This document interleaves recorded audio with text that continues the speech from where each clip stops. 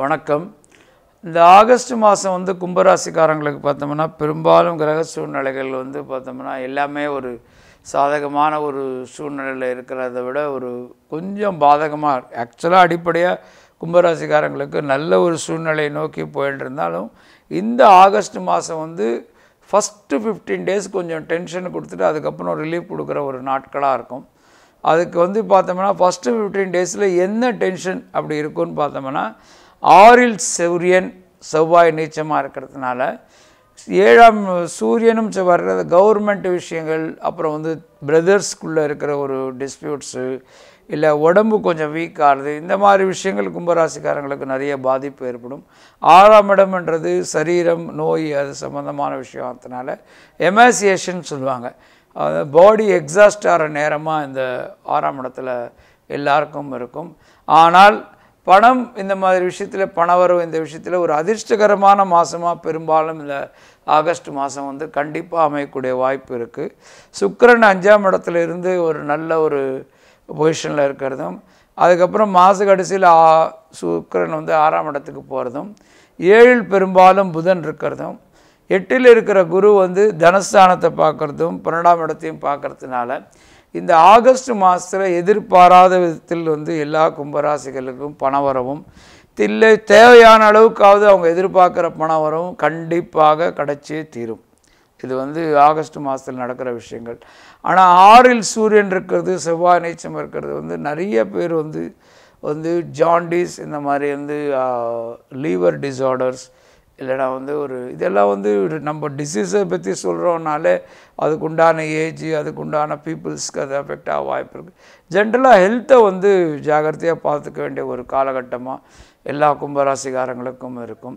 சனியினுடைய சாரம் பார்த்தோம்னா பெரும்பாலும் பாகியஸ்தானத்தில் இருக்கிற சனி வந்து ஜென்ரலாக வந்து லாபஸ்தானத்தை பார்க்குறதுனால 3ஆம் இடத்தை பார்க்குறதுனாலும் 9ஆம் இடத்துலேருந்து 10ஆம் இடத்துல பார்க்குறதுனால பெரும்பாலான கும்பராசிக்காரங்களுக்கு 17ஆம் தேதி மட்டும் 15ஆம் தேதி மட்டும் ஒரு டஃபஸ்ட்டு சிச்சுவேஷன் வித் பார்ட்னர்ஸ் இல்லை ஹஸ்பண்ட் ஒய்ஃப்குள்ளே ஒரு ஜென்ரலாக ஒரு கருத்து வேறுபாடு ஏற்படும்.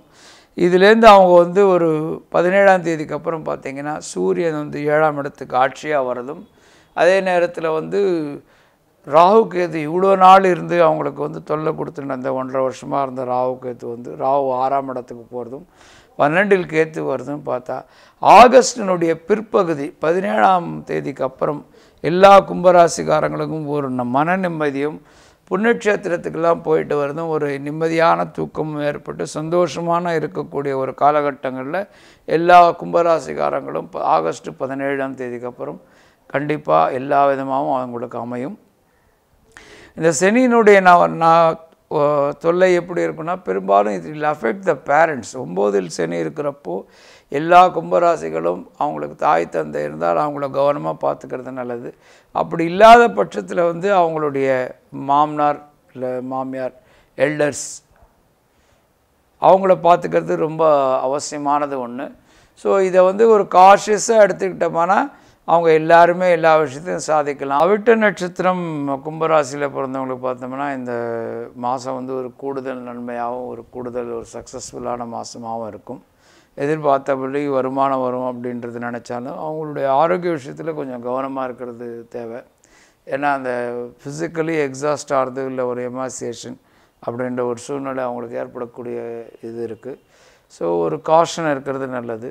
சதய நட்சத்திரம் பார்த்தோம்னா எல்லா விதமான நன்மையும் அடையிறதுக்கு வந்து ஆகஸ்ட் 17க்கு அப்புறம் வந்து ஒரு அவங்களுக்கு எல்லா விதமான நன்மையும் ஏற்படக்கூடிய ஒரு காலகட்டமாக இது அமையும். அது மட்டும் கொஞ்சம் ஒரு ஜென்ரல் ஒரு கன்ஃப்ளிக்ட் ஆஃப் இன்ட்ரெஸ்ட்னுவாங்க. ஒரு கன்ஃப்ளிக்ட் இருந்து எல்லா விதத்துலேயும் ஒரு தடுங்களும் ஒரு ஆர்கியூமெண்ட்ஸும் இருந்துக்கிட்டே இருக்கும். பூரட்டாதி நட்சத்திரம் பிறந்தவங்களுக்கு கண்டிப்பாக இது வந்து ஒரு நல்ல நேரமாக அமைஞ்சு அவங்களுக்கு எல்லாமே வந்து அவங்க எதிர்பார்க்குற மாதிரி எல்லாமே திருமணம் இந்த மாதிரி நல்ல நிகழ்ச்சிகளுக்கு உண்டான ஒரு ஆரம்பம் வந்து இந்த மாதம் கண்டிப்பாக ஆகஸ்ட் மாதம் ஏற்படக்கூடிய வாய்ப்பு இருக்குது. பெரும்பாலும் இந்த நம்ம சொல்கிற இந்த கோச்சார விஷயங்களில் வந்து அவங்களுடைய தசாபுக்திகள் நல்லா இருந்தால் நல்ல விஷயங்கள் வந்து கூடுதலாக நடக்கும். அந்த கோச்சாரத்தில் வந்து கெட்ட விஷயமாக இருந்து ஜாதகத்தில் வந்து தசாபக்திகளும் ஒரு கெடுதலாக இருந்தால் நிறைய அதனால் வந்து ஒரு எதிர்பார்ப்புகள் இல்லைன்னா அதனால் வந்து ஒரு டிசப்பாயின்மெண்ட்ஸ் வரக்கூடிய எதிர்பார்ப்பு இருந்து நடக்காமல் போகிறதுக்கு வாய்ப்பு இருக்குது. ஸோ இந்த காலகட்டங்களில் அவங்கள காப்பாற்றிக்கிறதுக்கு எல்லா கும்பராசிக்காரங்களும் வந்து ஓரளவுக்கு என்னென்ன லைஃப் இஸ் வந்து எவ்ரிடே காஷன், எல்லாமே நம்ம ஒவ்வொரு நாளும் கவனமாக செயல்படுறதுனால தான் மனிதன் வாழறான். எந்த நாளும் வந்து கவனம் இல்லாமல் நம்ம இருக்க முடியாது. ஸோ அப்படி பார்க்குறப்போ நம்ம இந்த மாதத்தை வந்து இன்னும் நன்மையாக எல்லாமே அமைச்சுக்கணுன்னா எல்லோரும் வந்து சூரியனுக்கு சம்பந்தமான விஷயங்கள், சூரியனை வழிபாடு தெரிஞ்சால் சூரியனை வழிபடுறது நல்லது. இல்லைன்னா ஒரு ஆதித்ய ஹிருதயம் படிக்கிறது ரொம்ப நல்லது. அதே நேரத்தில் முருகர் கோயிலுக்கு போயிட்டு வந்து கண்டிப்பாக வழிபட்டுட்டு இருந்தால் பெரும்பாலான நாட்கள் வந்து ஒரு நல்ல நாட்களாக அமைச்சிக்கிறதுக்கு உண்டான எல்லா வழியும் கண்டிப்பாக எல்லாருக்கும் கிடைக்கும். ஸோ அதுக்கு தகுந்த மாதிரி கும்பராசிக்காரங்க இந்த மாதத்தை வச்சுக்கிட்டாங்கன்னா நல்லபடியாக இருக்கும். நம்ம அடிப்படையாக எல்லாத்துக்கும் வந்து மாத பலன்கள் சொல்கிறப்பவும் சரி, வருஷ பலன்களுக்கும் சொல்கிறப்போ ஒரு மாதம் ஃபுல்லாக எல்லாருக்கும் ஒரே மாதிரி இருக்கிற வாய்ப்பு இல்லை. அப்போ வந்து சந்திரனுடைய மூமெண்ட் வந்து ஒரு மாதம் ஃபுல்லாக 27 நட்சத்திரம் கவர் ஆகிற ஒரு சூழ்நிலை இருக்கும். அப்போ அந்த சந்திரன் வந்து எவ்ரி 2 days அதனுடைய நிலைமைகள் மாறுறதுனால பெரும்பாலான ஆட்களுக்கு வந்து நம்ம சொன்ன பலன்கள் நிறைய நாட்கள் வித்தியாசமாக வாய்ப்பு அதிகமாக இருக்குது. சந்திரன் சாதகமான வரப்பெல்லாம் வந்து அவங்க மிகப்பெரிய நன்மைகள் அடைக்கக்கூடிய ஒரு சுபாவமும் இருக்குது. மிகப்பெரிய மனிதனுக்கு தேவையான ஒரு கிரகம் வந்து சந்திரன். அதனுடைய மூமெண்ட்ஸ், அதனுடைய பலன்கள் வந்து மனுஷனுக்கு ரொம்ப அவசியமானது ஒன்று. ஸோ அதனுடைய மூமெண்ட்ஸ் அன்றாடம் எங்கே இருக்குதுன்னு அவங்கவுங்க ஓரளவுக்கு செக் பண்ணிக்கிட்டாங்கன்னா அதனுடைய ரிசல்ட் எல்லாருமே சராசரியாக பார்த்துக்கலாம். தான் இருக்கும் ராசிலேருந்து 6, 8, 12 பெரும்பாலும் சந்திரன் சஞ்சரிக்கிறப்போ எந்த நன்மையும் செய்யறதில்லை.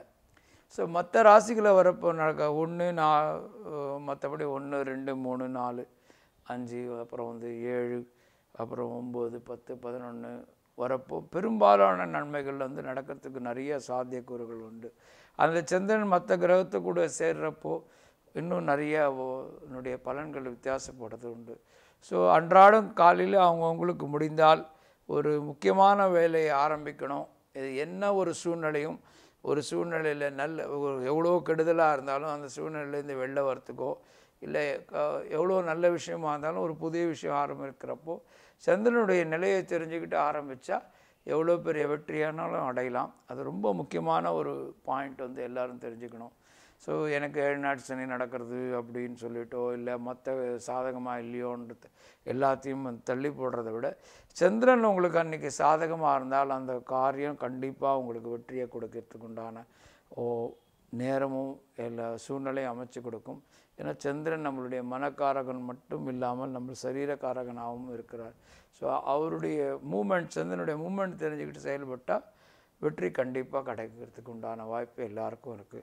ஸோ அந்த மாத பலன்கள், ஜென்ரல் பலன்கள் பார்த்து நம்ம கவலைப்படுறத விட சந்திரனுடைய மூமெண்ட்ஸ் தெரிஞ்சுட்டு செயல்படுறதும் ரொம்ப நல்லது.